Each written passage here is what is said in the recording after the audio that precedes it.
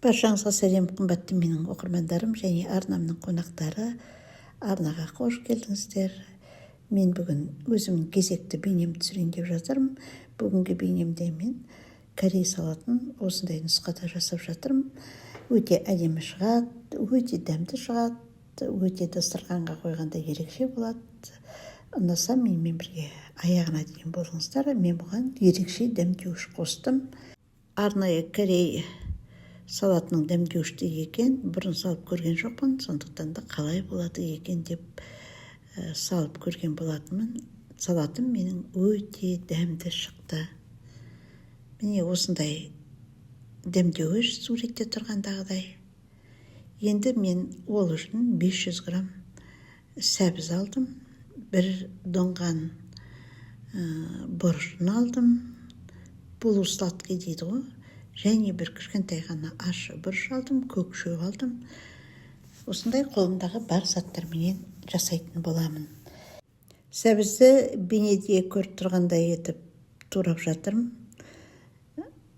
Мен соңғы кезде корей салатын үнемі осы нұсқада жасаймын. Дастарханда өте әдемі тұрады, өте жақсы, ерекше. Сондықтан да осы нұсқаны сіздерге де жасап көруге кеңес беремін. Өте ерекше шығады. Қымбатты менің оқырмандарым және арнамның қонақтары, егер сіз менің арнама тіркелмесеңіз, арнаға тіркеліп алсаңыз деген өтінішім бар. Менің арнамда түрлі тағамдардың дайындалуын менің нұсқамда, менің тәжірибемнен өткен рецепттермен көре аласыздар. Сіздерге пайдасын тигізеді деп айта алам. Менің турап шыққан сәбізім осындай болып шықты.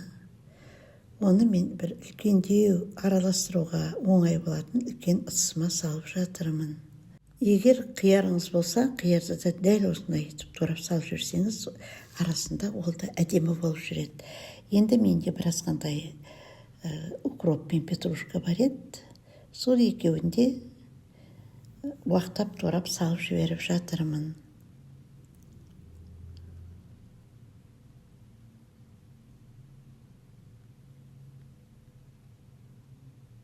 Міне осындай ұзын доңған бұрышы, енді полусладкий перец деп айтады ғой, соның мен тек жартысын ғана алып жатырмын, өте ұзын.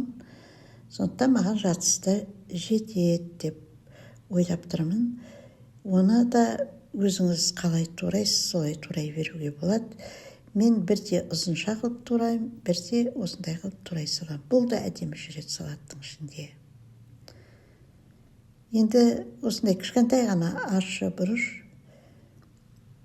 жаңағы перец чили деп айтады ғой, енді сондай мен жазда көп қылып тұздатып тастаған болатынмын.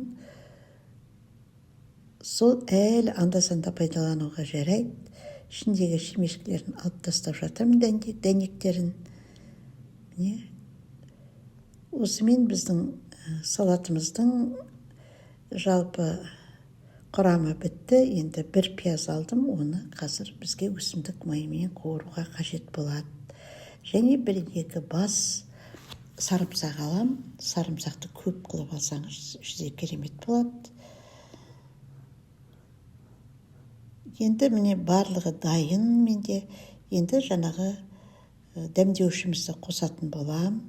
Дәмдеуіш өте сұйық, әдемі екен, иісі бір құрап тұр екен. Керемет, алуға болады екен. Мен алдында бір осындайдың бір түрін алып көргенмін, бірақ ол маған ұнамаған болатын. Сондықтан да қызығып тұрдым да алып көрейінші деп алған болатынмын. Міне осындай керемет әдемі салат менде шығып жатыр. Ішінде қалып қалған дәмдеушімді де мен ішіндегісін қалдырмай салып жібергім келіп жатыр, бар екен. Енді әрине біразғантай біз тұз қосамыз. Енді басқа бұрыш, ештеңеге қосқан жоқпын. Дәмдеуіштері осының ішінде бар деп есептедім. Сосын жаңағы екі сарымсақты үккіштен өткізіп салып жіберіп жатырмын. Енді бізде қалғаны пиязымызды майға қуырып, ыссы күйінде салатымызға құю ғана қалды. қайнап жатырған майға мен осындай кішкентай ғана ыдысқа тездетіп қуырып тастап жатырмын. Пиязымыз әбден ашуы кетті деген мезгілде салатымызға құя береміз. Міне осындай аз-ғана уақыттың ішінде керемет салат шығады.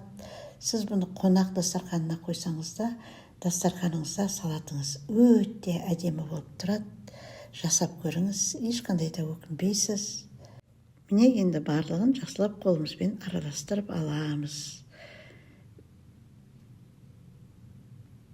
Сәбіз онша қатты болмайды, қорықпаңыздар, өте жұқа туралды.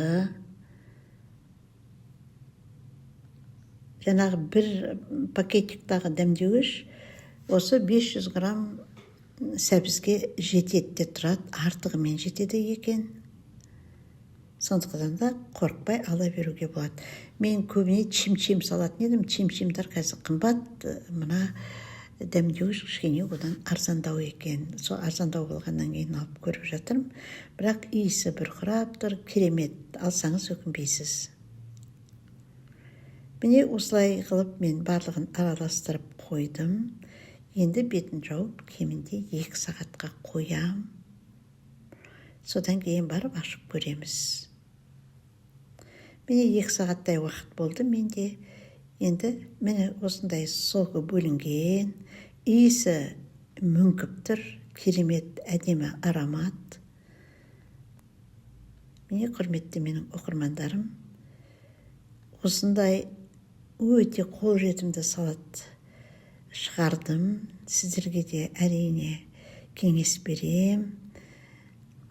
Үнемі бір түрлі қылып жасай бергеннен алуан түрлі етіп, жаңағы осы көкөністерімізді турап, әдемі салат шығарып отыруға болады. Сонда менде міне осындай салат шықты. Жаңағы жоғарыда айтқандай, қияр қосып жіберсеңіз де керемет әдемі болып шығады, әрі қиярдың әдемі дәмі де білініп тұрады. Сонымен мен осындай бір шыңқылда өте әдемі ыдысыма осындай салып қойдым. Осымен мен өзімнің бүгінгі бейнемді аяқтаймын. Ұнаса міндетті түрде лайк басып пікір қалдыруды ұмытпаңыздар. Менің арнамда осындай түрлі әдемі салаттардың рецептлары өте көп. Көптеген түрлі тоқаштардың да, ыссы тағамдардың да, ұлттық тағамдардың да рецептлары көп. Кіріп, қарап, керегіңізді алуыңызға болады. Баршаңызға сәлем, қымбатты менің оқырмандарым және арнамның қонақтары. Арнаға қош келдіңіздер. Мен бүгін осындай жұмсақ керемет пирожкилер пісірейін деп жатырмын. Егер қызықтырса менімен бірге болыңыздар. Бұл біздің күнделікті ас мәсірімізге қажетті рецепт деп есептеймін. Әрине көп затты қажет етпейді. Күнделікті өзіміздің ұнымыз, суымыз, жұмыртқамыз. Тек қана әдемілеп, баптап қана пісіруіміз қалды. Ол үшін бар болғанымен 500 грамм ғана ұн алам, 10 грамм ашытқы, бір 50-60 грамм ғана қант алам. Енді барлығын ұнға қосып осылай араластырып алып жатырмын. Және бір жұмыртқа, 80 граммдай майонез алдым, 50 граммдай сұйық май алдым. Енді бұлардың бәрін жаңағы ашытқы жасап ашытуға да болады. Мен бүгін бұның бәрін ұнға қосып жіберіп жасап жатырмын. Қазір бөлме іші ыссы, сондықтан да ашытқы салмай-ақ осылай бірден ашытып жатырмын қамырымды. Және 300 граммдай ғана жылы су алдым. Бәрін осындай лопатканың көмегімен жақсылап араластырып алып жатырмын. Бірден қолыңызды салып ашсаңыз да болады. Маған осылай ыңғайлы. Мен көбіне қолымда ұнға салғанды жақсы көрмеймін, сондықтан да осылай жасаймын. Міне онша сұйық та емес, онша қою да емес. Қамыр илеп алғаннан кейін біразғандай өсімдік майын қолыңызға жағып, ыдыстың айналасына, қолыңыздың іші сыртына салып, осылай нанды араластырсаңыз, наныңыз тез формаға келе қалады. Менде қолға жабысатындай жұмсақ қамыр шықты. Енді оның бетін осындай пленкамен жауып, көтерілгенше қоямыз. Үйдің іші жылы болса, біздің қамырымызда тез ашитын болады. Енді мен оның ішіне 1 килограммдай капуста алдым, 40 қабат, және бір үлкен сәбіз алдым. Мен ішіне салу үшін осы бүгін капуста мен сәбіз алып жатырмын. Енді оны мен жұқалап кесіп жатырмын. Бұқтырғанда тез дайын болу үшін әдейі жұқалап кестім. Қалай кессеңіз де өзіңіз білесіз. Және бір үлкен сәбіз алып, онда үкіштің ірі көзіне өткізіп алдым. Менде осылайша ойдай капуста мен сәбіз шықты. Мен осылай бір жасап алам, қалғанын сақтайым. Сосын керегінде алып қоса берем. Енді қайта-қайта әрбір пісірген сайын осылай турап уақытыңызды алғанша бір рет жасап алсаңыз әзірлеп, ол өте тиімді деп ойлаймын. Бір пияз турап алдым, және өсімдік майына қуырып алып, жаңағы капустамды бір 5-10 минут қана бұқтырып қуырып алатын болам. Менің наным көтерілгенше бұл капуста мен сәбізде қуырылып, суып, әзір болып тұрады.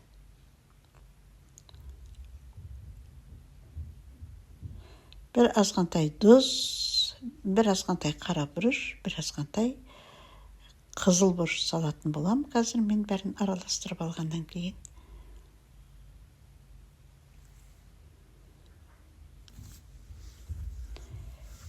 Міне бір азғантай уақыттың ішінде осындай болып бұқты. Енді мен оған жаңа дәмдеуіштерін салып қоям.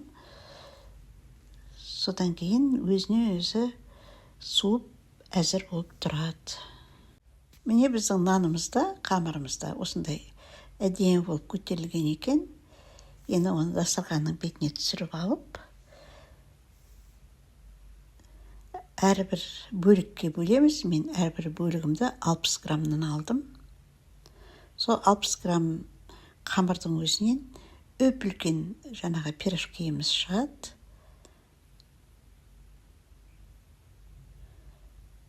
Нан өте жұмсақ болып көтерілген екен. Жұмсақ, өте керемет болған. Осындай бос салған қамыр осындай болып шығады. Міне мен әрбір бөлікке бөліп алдым 60 граммнан. Енді олардың бәрін көтеру үшін қойып қоям тағы да. Міне менде 20 дана шықты осы 500 грамм ұнымнан. Ойдай тұрды, бір 10-15 минуттай тұрған сияқты. Міне керемет болып көтерілді. Ешқандай оқтаудың қажеті жоқ. Қолменен жазып алдым да, мен осындай пирожки жасап алып жатырмын. Ішіне салмасын толтырып тұрып салдым, аяған жоқпын. Үлкен қасықпен үйіп тұрып салдым. Мен 2 түрлі пирожки жасайын деп жатырмын. Біріншісін осындай қылып жасап жатырмын. Екіншісін қазір өріп жасайтын боламын.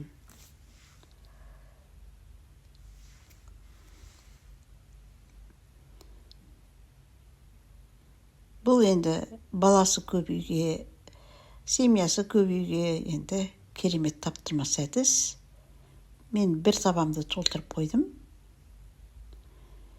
Енді екінші табамды мен осындай пирожкиімді өріп пісірейін деп жатырмын. Баяғыда біз бала кезімізде мамаларымыз өстіп өреді, сосын жаңағы майға, өсімдік майына қуырып пісіріп беретін. Әрбір қонақтан кейін етті мясорубкадан өткізіп, ет тартқыштан осындай пирожки пісіріп беретін. Бұл да жақсы әдіс. Дастарханда бұл пирожкиімізде өте әдемі шығады, әдемі тұрады, әдемі көрінеді, өте үлкен болып, кәдімгі көтерілгенде тым жақсы тамақ болып шығады. Міне мен екеуін де дайындап алдым, 2 табамды да. Енді бұл қамыр ашытқымен болғандықтан аралары өсет, сосын аралары жабыспас үшін мен өсімдік маймен өстіп араларын майлап алам. Және бір жұмыртқаның сарысына кішкене сүт құйып алдым. Осы жұмыртқамен де жақсылап үстін жағып аламыз. Тағы да кішкене осылай тұрғанда да кішкене көтерілгені жақсы болады. Егер асықпасаңыз, нанды әптен көтеріп барып пісіріңіз. Мен көбіне асығып пісірем. Бүгін енді осы асықпай пісіріп жатқаным. Осы табанның өзінде бір 5-10 минуттай тұрады. Содан кейін барып мен духовкама салып пісіретін боламын. Міне мен екеуін бірге пісіріп алып жатырмын. Бір азғантай уақыттың ішінде осындай болып әдемі болып пісті. Мен әдейі қызартып алдым. Кішкене ғана қызартып, сарғайтып та пісіріп алған жақсы. Міне осындай жұмсақ пирожки шықты. Міне жұмсақ көріп тұрған шығарсыздар. Сонда менің 20 дана пирожкиім бір уақытта пісіп шықты. Осымен мен өзімнің бейнемді аяқтаймын. Ұнаса міндетті түрде арнаны қолдауды ұмытпаңыздар. Баршаңызға сәлем, қымбатты менің оқырмандарым және арнамның қонақтары. Арнаға қош келдіңіздер. Мен бүгін ерекше түскі ас пісірейін деп жатырмын. Ол үшін мен осы супермаркеттен өсіру макаронды көріп қалдым. Өте ерекше екен. Содан ойыма бірден осымен бір ыссы тамақ пісіріп көрсем қалай болады екен деп бірден алып көрдім. Қызықтырса менімен бірге аяғына дейін болыңыздар. Бірге ас пісірейік. Ол үшін мен бір үлкендеу пияз алып, соны уақтап тұрып турадым. Және бір азғантай фарш алдым. Енді менің фаршым бір 100 граммнан азғантай ғана асатын шығар. Оған жаңа дәмдеуіштер қостым. Бір азғантай қызыл бұрыш, паприка, ащы бұрыш қостым. Пиязын көктеу қылдым. Енді осылардың бәрін жақсылап тұрып араластырып алғаннан кейін жұмысымызды қазір бастаймыз. Міне фарш араласып болды. Енді осы макаронның ішіне осындай қылып фаршымды салып жатырмын. Ішіне ойдай фарш кетеді екен. Мен ойлап қалдым, менің біразғантай фаршым жетпей қала ма деп ойлап та жатырмын. Енді барынша тығыздау қылып салып жатырмын. Тығыздап тұрып салып жатырмын. Өзімше бір жағынан жетпей қала ма деп ойлап жатырмын. Өйткені фарш ойдай кетеді екен. Іші өте кең макаронымыздың. Сөйтіп, мен осы фаршым жеткенше салдым барлығына, бір 5-6-ына жетпей қалды. Оны келесіде пісірерім деп алып қалдым. Міне сонда менде осындай макарондар шықты. Екі жағына жеткізіп салған болдым. Енді тағы да бір үлкен пияз, бір болгар бұрышын, бір сәбіз алып, олардың бәрін бір азғантайдан қуырып алғым келіп жатыр. Енді бұларды ірі қылып турап жатырмын. Пісетін болғандықтан езіліп кетуі мүмкін. Сондықтан өте уақтаған жоқпын.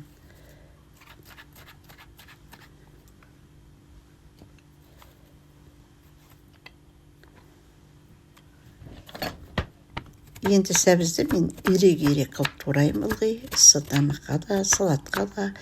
Осы бір әдемі пышағым тастамайым, маған үнемі көмекке келеді. Мен осындай соломка қылып сәбізімді турап алдым.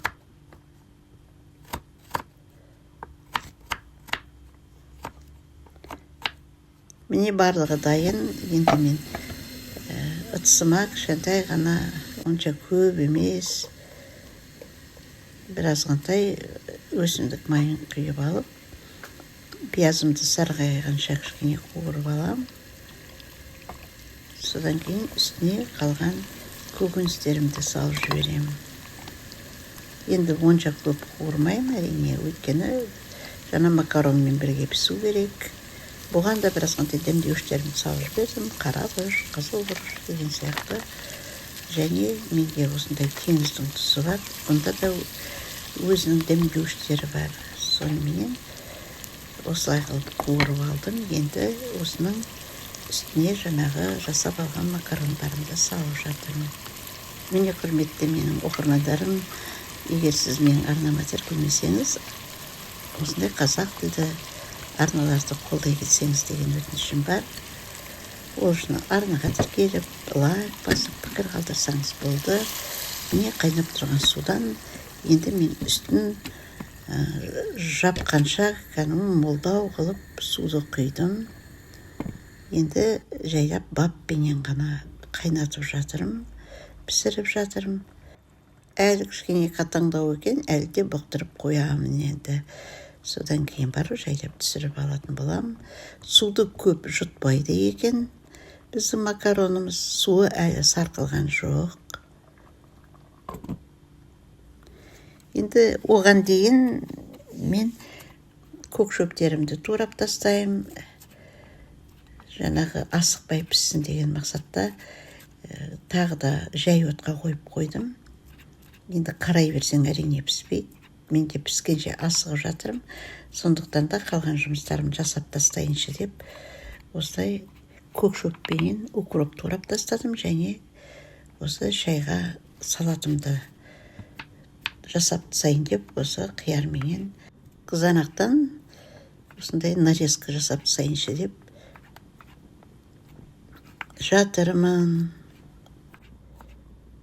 Осыны жасап болғанша менің ысы тамағымда піседі деген ойдамын.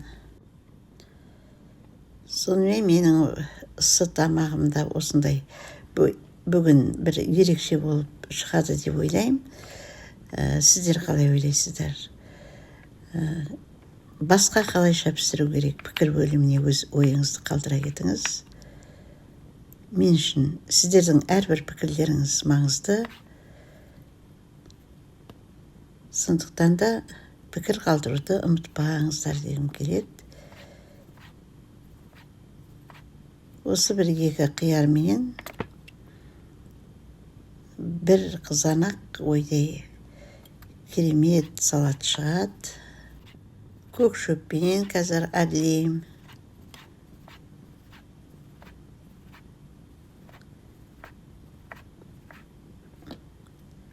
Мен қызанақтан осындай қылып роза гүлін жасап тастап жатырмын. Міне осындай роза гүлі шықты. Енді бұны үстінен жаңағы қиғаштап тураған көк пияздарымызды салып тастаймын. Сонда менің салатымда әзір болды. Үстіне біраз қандай тұз салдым, және зәйтүн майын құйып жібердім. Енді асымызды қарайық. Біздің тамағымызда міне керемет болып піскен екен. Былқылдап пісіпті піскенде де. Енді мен осыны екі жерге салатын боламын. Екі кісіге емес, бұл 3-4 кісіге де молынан жететіндей тамақ екен. Сорпасымен құйып жіберіп жатырмын. Мен суды көбірек құйып жіберген екенмін. Міне сонда осындай менде әдемі тамақ шықты. Осымен мен өзім бейнемді аяқтаймын. Қымбатты менің оқырмандарым, егер ұнаса, мені қолдауды ұмытпаңыздар. Арнаға тіркеліңіздер, лүпіл басыңыздар, пікір қалдырыңыздар дегім келеді. Баршаңызға сәлем, қымбатты менің оқырмандарым және арнамның қонақтары, арнаға қош келдіңіздер. Өткенде ауылдан бізге бір баклажка айран беріп жіберген болатын. Енді ұзақ жол қанша дегенмен айран келгенше быршып тұрып ашып кеткен екен. Сол айранды енді ащы болғасын ондай іше алмаймыз біздер. Сондықтан енді оны күнде бірдеме пісіріп, осылай пайдаға асырып жіберіп жатырмын. Өткенде самсаның қамырына салып жіберген болатынмын. Одан кейін бауырсақ пісірдім. Міне бүгін пирог пісіріп жатырмын. Енді бір пісіретіндей қалды. Сол ащы айранды да осындай қарапайым рецептпен осындай шайға тіске басар, жасауға болады. Міне мен бір стакан айран шығарып қойсам, осындай көпіріп төгілейін деп жатыр екен. Сондықтан мен бірден жаңа мынасындай үлкен ыдысқа құйып жіберіп жатырмын. Негізінде ең бірінші жұмыртқаны кішкене көпіртіп алғанда жақсы болатын еді. Енді мен айран төгіліп баратқаннан кейін мен бөлек ыдыс алғым келіп тұрған жоқ. Өйткені ыдыстың бәрін бүлдіре бергім келіп тұрған жоқ. Енді осы аш айранның үстіне мен барлығын қосып жасайын деп жатырмын. Бір шай қасық сода алдым және бір шай қасық тұзы алдым. Бір азғантай ванилин алдым және бір азғантай 40-50 грамм ғана қант алдым. Осылардың бәрін жақсылап тұрып араластыратын боламыз. Сода салғаннан кейін көпірет, керемет жақсы болып айранымыз. Міне мен барлық жаңа ванилинді де, соданы да, қантты да барлығын салып жібердім. Тұзды кішкене былғап алам да, осыдан кейін осының үстіне жұмыртқа салам. Жаңа жоғарыда айтып өттім, ең бірінші жұмыртқаны жақсылап тұрып көпіртіп үстіне айранымызды құйып, оның үстіне сода салсақ, ол керемет болып шығады. Енді мен жаңа айттым, мен ыдысымды кішкене бүлдіргім келмей қалды. Сондықтан бәрін бір ыдысқа сол үстіне салып былғап пісірейін деп жатырмын. Бір 40-50 граммдай өсімдік майын алдым. Енді барлығын жақсылап тұрып араластырамыз. Бұл енді өзімізге шайға тістеп ішіп қоюға пісіріп жатырмын. Бір жұмыртқа салсаңыз да жарайды негізінде. Міне әбден тұзы, жаңағы қанты барлығы араластау дегеннен кейін ұнымызды жаймендеп отырып қосып отырамыз. Ұнды елеп қойған дұрыс әрине. Мен енді осы үстіне салып бірте араластырып азғантайдан салайын деп тұрмын. Мен бірнеше рет бөліп араластырып алдым. Қамырымыз онша қою болып кетпеу керек. Сол сұйық массасын ұстап тұрса жақсы болады. Әбден араластыру керек, арасында жаңағы бүртік ештеңе қалмау керек.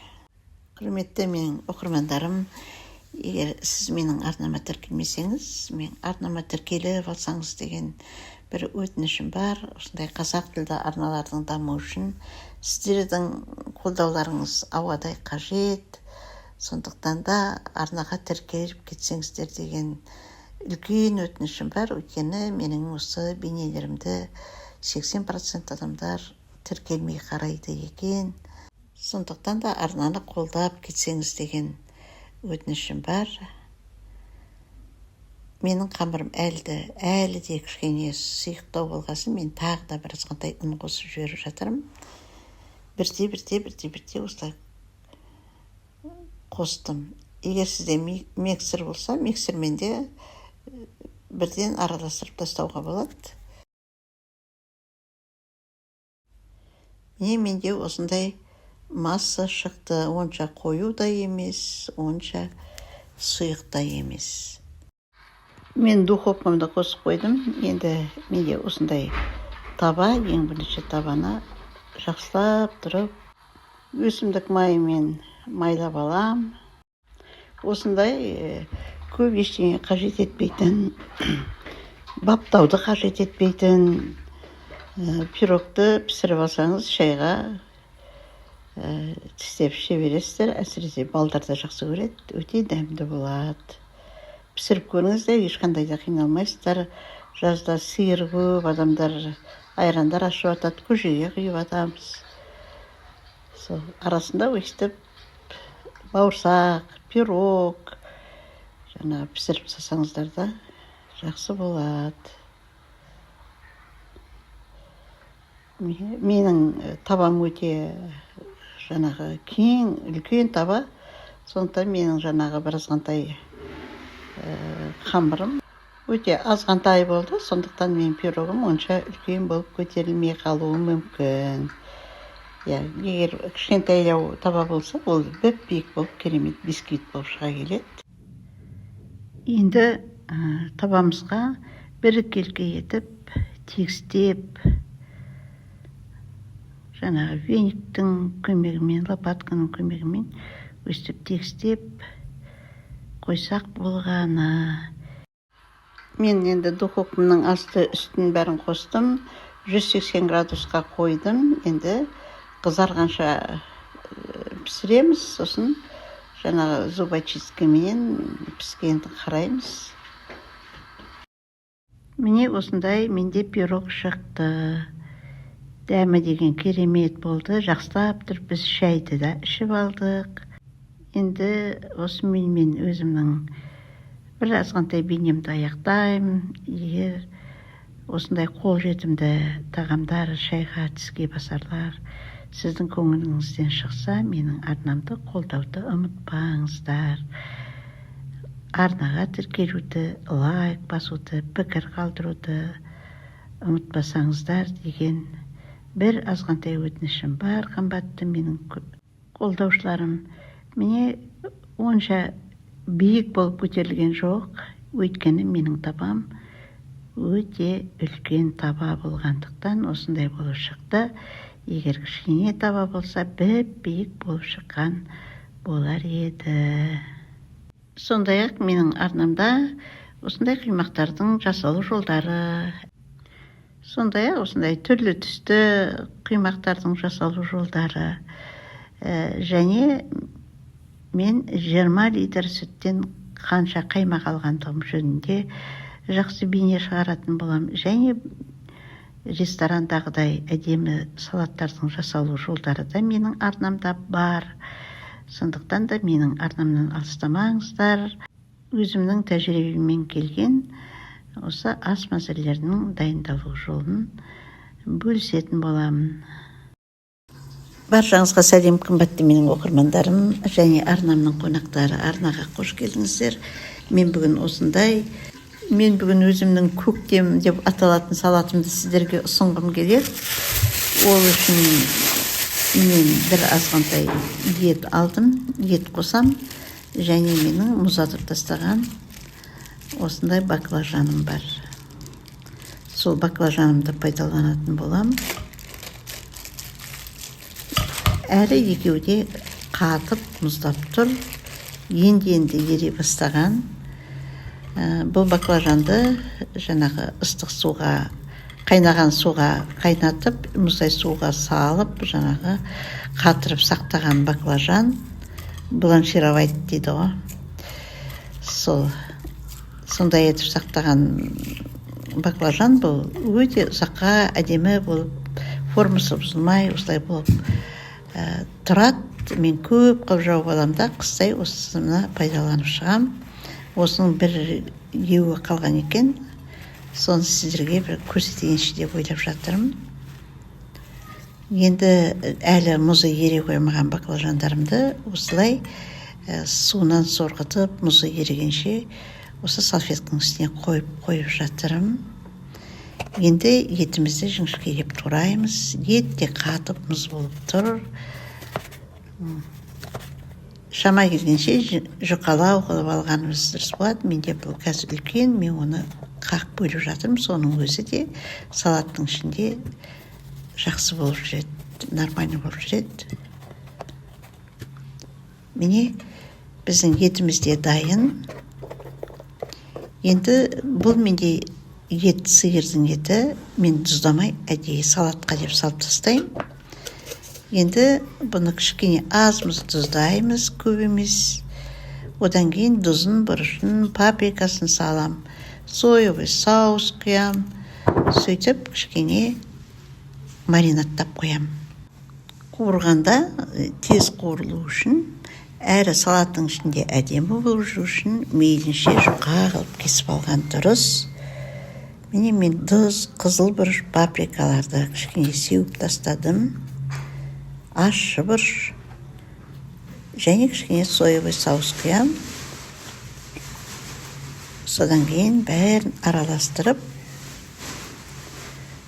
бір шетке қойып қоям, біразғандай әрі мұзы еру керек, әрі тұзы сіңу керек. Енді маған керек болады, осындай көк шөптер керек болады. Оны мен кеше әкеліп қойғанмын. Одан кейін оны мен тоңазытқышқа салып тастадым. Оны жуып кептіріп қоятын уақытым болған жоқ. Сондықтан да мен бір жола бәрін бір жақсылап жуып алам, керегінше алам, қалғанын сақтап салып қоям. Енді менде осындай көк шөптерді жуып кептіретін арнайы құралым бар. Соған осындай 2 құмыра су құям, және 1 шай қасық жаңағы сода салам да, сосын суға батырып қоям. Осыдан кейін тағы тұзбен де жуып алуға болады. Таза сумен көбірек қылып шайып аламыз. Енді менде бір 2-3 редиска алдым. Редиска болмаған әдемілік үшін керек оформлениеге. 1 қияр және 1 қызанақ алдым. Қиярларды мен осы ерек пышағымның көмегімен жіңішкелеп, турайындап жатырмын. Бұдан да ұзындау қылып істеуге болады. Әдемі болып жүреді қиярларыңыз. Мен тек салатты шайға 1 жеп қою үшін жасаймын. Одан кейін кішкене салаттардың суы шығады, шөптерінің бәрі былшырайды. Сондықтан да тек 1 жеп қоятын қылып жасаймын. Соған осы 1 қияр, 1 қызанақ, жаңағы біразғандай баклажан, көк шөптерім сол жетіп жатыр. Келесі кезек қызанаққа келді. Мен оны осылай жіңішке қылып қақ бөліп турай салдым. Негізі мен әртүрлі салат жасаған жайын әрбіреуін әртүрлі қылып кескенді жақсы көремін. Редискалардың керек емес жерін алып тастаймын. Мен бұларды оформление үшін алып жатырмын, әрі әрине жейміз. Енді мен бұлардан гүл жасаймын. Енді менің салатымның құрамы жаңа көк шөптерден болатындықтан, қазір көктем айы болғандықтан осы өзімнің салатымды көктем деп атадым. Сол көк майса жерде өсіп жатырған ал қызыл гүлдерді суреттегім келді. Міне менде осындай гүлдер пайда болды. Осы үшеуінің өзі бір салатқа молынан жетеді.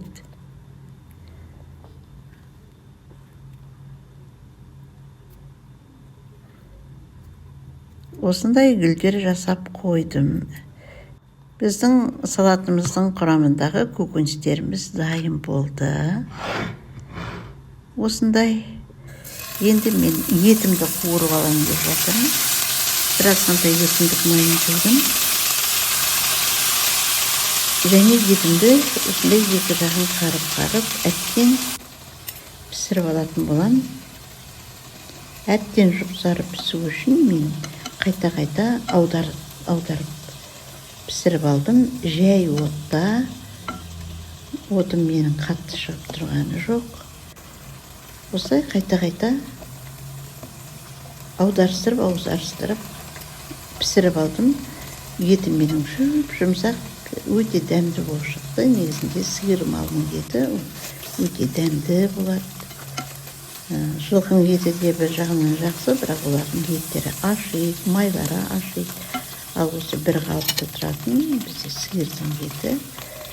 Енді сорыққан баклажандарымды да осы майға жақсылап тұрып қуырып алатын боламын. Енді көк шөптерге келетін болсақ, көк шөптер менде ойдай тұрды, жаңағы жұмыстарымды жасап алғанша. Енді бұларды мен қайта таза суға жуып алатын боламын. Міне осындай кір су шықты.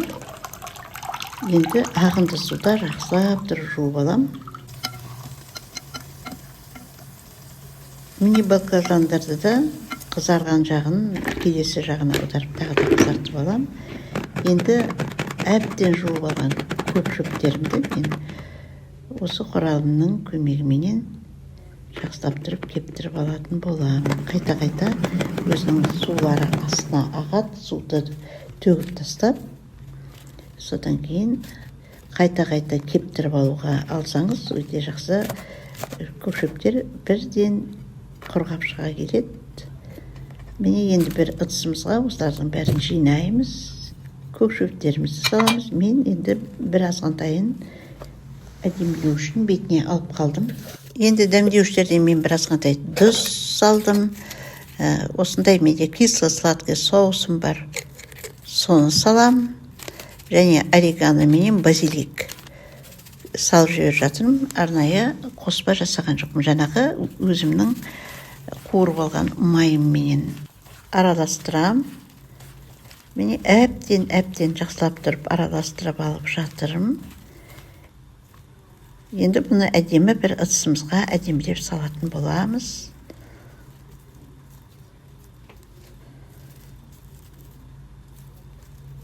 Оның бетіне мен жаңағы құрғақ шөбімді салдым.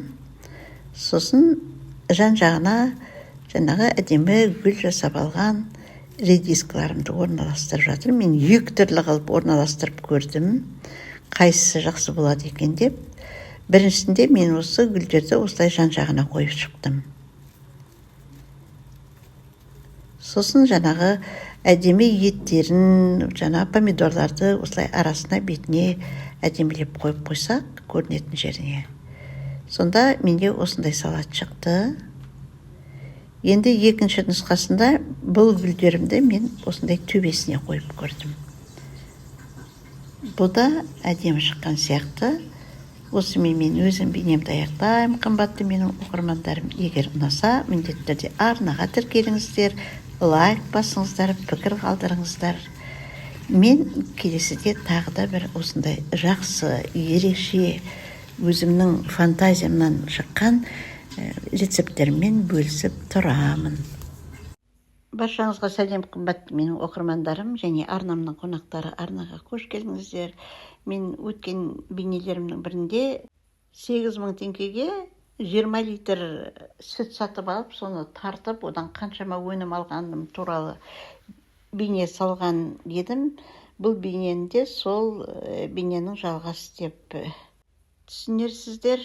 Бүгінгі бейнемде мен құрт қайнатып, май шайқайын деп жатырмын. 2 шағын кастрюльмен қаймақ алған болатынмын. Қоюын былғауға, сұйығын жеуге деп. Сондай-ақ мына ірімшік және бір жегеннен қалған ірімшік те бар еді.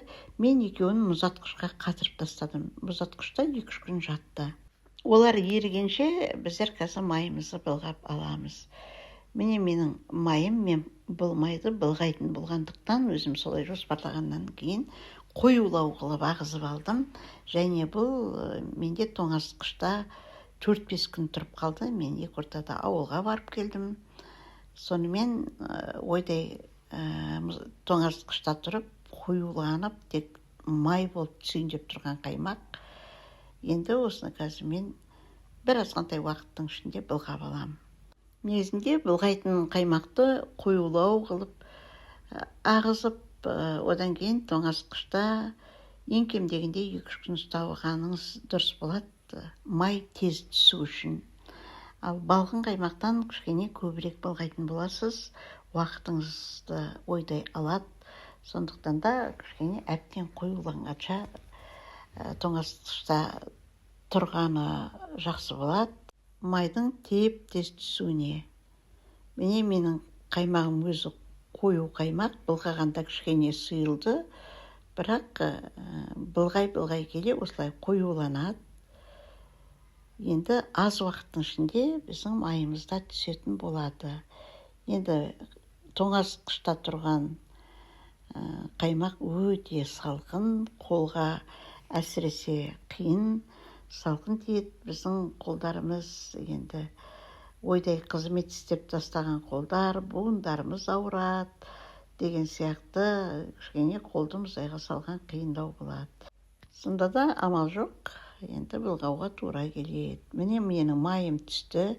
Енді майдың суы шығу керек. Жайлап уже сулары шығып жатыр. майдың суының өзінде пайдаға асыруға болады. Еш нәрсені лақтырмай бәрін де пайдаға асыруға болады. Сүт өте пайдалы. Міне менің майым түсті. Көп уақыт болған жоқ. Тез түсіріп алдым. Енді түскен майды бөлек бір ыдысқа салып алып, оны қазір жақсылап жуатын боламыз. Майдың да өзінің масқара кірі болады. Міне майдың суымен бөлек ыдысқа құйып алдым. Оны қазір мен құртқа құятын боламын. Құрт қайнатамын дедім. Енді жаңағы ыдысымызға қайттан салып, мұздай сумен 2 рет, 3 рет қашан майымыздың суы ағарғанша жақсылап тұрып жуып аламыз. Міне байқасаңыздар, майдың кәдімгідей кірі шығып жатыр.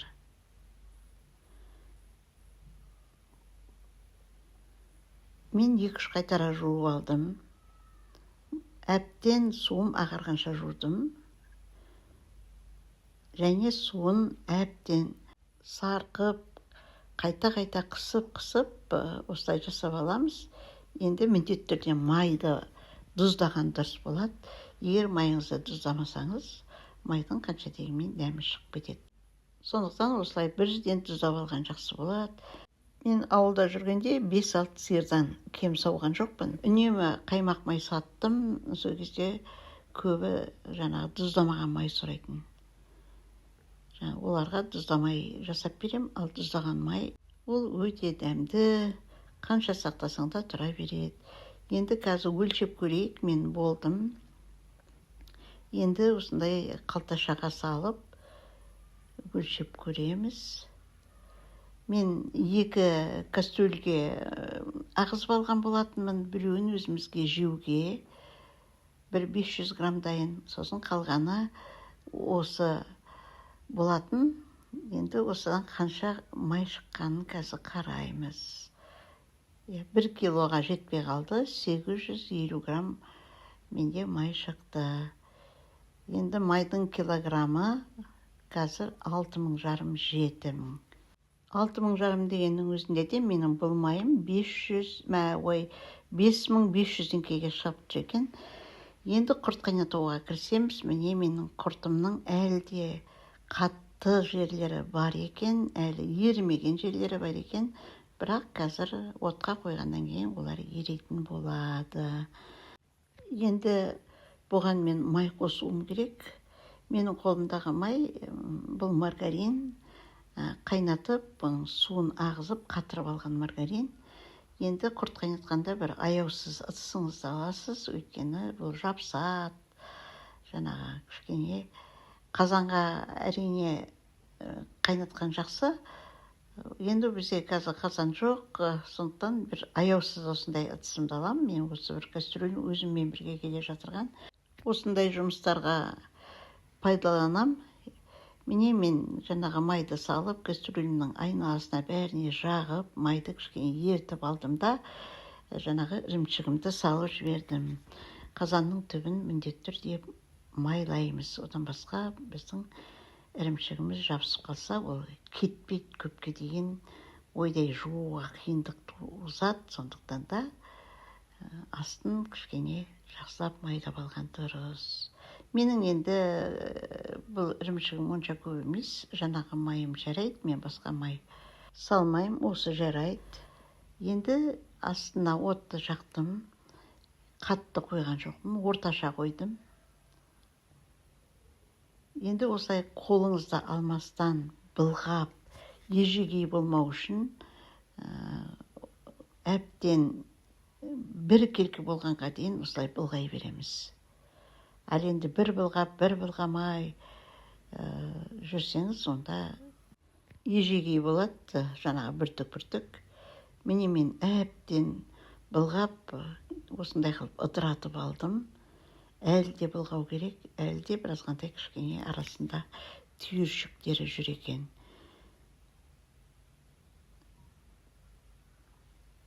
Әбден былғайын, мен қашан болдау дегенге дейін бағып тұрып осылай былғау керек. Міне жақсылап қайнап жатыр. Бастап бүлкілдеп, астын мен басып қойдым. Міне түсін өзгертіп, осындай болып астына жабыса бастады. Енді мен болдым деп уже белгі беріп жатыр. Осы кезде мен жаңағы майымның суын құйып жіберем. Сосын біраз қандай бір сорпа ішетін кеседей қант салдым. Осы жарайды. Енді жаңа майдың суын құйғаннан кейін ол қайттан сұйылды. Сондықтан тағы да былғауға тура келеді. Астын басып қоясыз. Астын көбірек шығарып қойсаңыз, онда міндетті түрде жабысады. Міне болды, осындай бүлкілдеп қайнап жатса, болды деген сөз. Міне мен қазаннан түсіріп алдым. Мен бағып тұрғанның өзінде де астына уже жабыса бастады. Ана қызыл-қызыл болып тұрғандары сол астына біразғандай жабысқаны. Міне менде осындай керемет құрт шықты, қайнатқан құрт. Бүгінгі менің жұмысым осыларды оқсатып алу болды. Міне құрметті менің оқырмандарым, егер менің арнам сізге пайдалы деп есептесеңіз, арнадан алыстамаңыз, ол үшін арнаға тіркеліңіз, лүп-лүп басыңыз, пікір қалдырып қолдай кетіңіз дегім келеді. Міне қолдың майы деген осы болады. Өзіңнің қолыңнан шыққан өнімге ештеңе де жетпейді. Осымен мен бүгінгі бейнемді аяқтаймын, қымбатты менің оқырмандарым. Қош сау болыңыздар.